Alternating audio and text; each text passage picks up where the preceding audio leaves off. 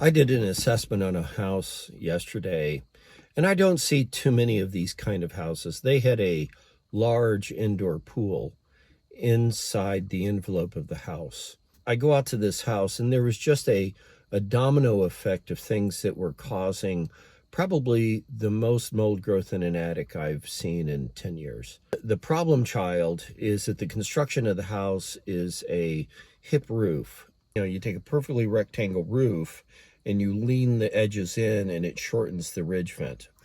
And the problem with that is that you have to have intake and you have to have exhaust. Well, the problem is that they did have an attic fan in the house, but they converted about 7 years ago to a steel roof.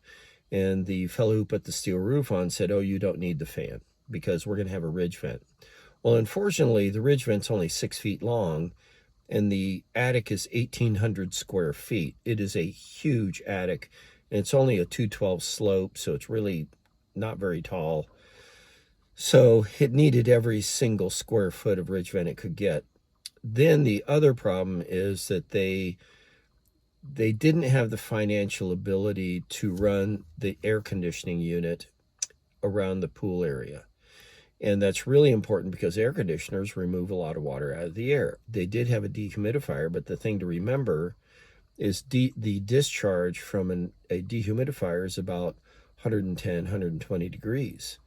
Well, you go into this pool and the heat from the dehumidifier just knocks you down. And it doesn't accomplish what you're trying to accomplish because the temperature is so high it's causing evaporation off the pool, and then you have more water in the air to try to remove from the dehumidifier, and the dehumidifier runs longer and puts 110, 120 degrees back into the pool area. They didn't have the financial ability to fix the air conditioner. And then they didn't have any baffles, and they only had 20% perforated soffit. I mean, it was just a collage of issues that they needed to fix. So my recommendation to them was to prioritize their efforts.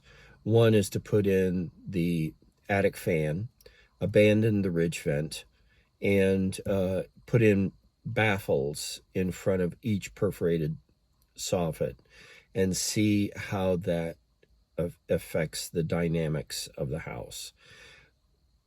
Do their best to get that air conditioner fixed. That's really, really important. I don't see too many houses where the pool is actually under the envelope of the roof. Most of them are a separate entity, and then the air humidification, dehumidification treatment is in a completely separate zone. And unfortunately, this was combined.